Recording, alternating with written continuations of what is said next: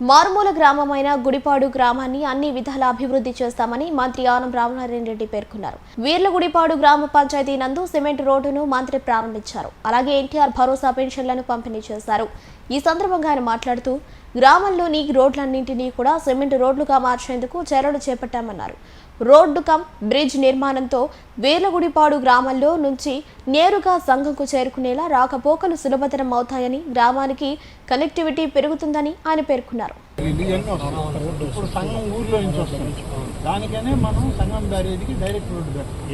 ఇప్పుడు అదే పరిస్థితి పాలగట్లేదు, సంఘం కన్నా చెందదు కదా, తక్కువలేదు ఈ లారీలు.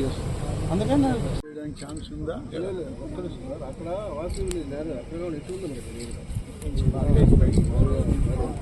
అరుంధతి వాడింది. అంటే అరుంధతి వాడ అది ఎస్టీ కాలనీ. ఏదైనా కానీ ఒక కాలనీ ఉంది కదా, కాలనీ మనకి కాస్ట్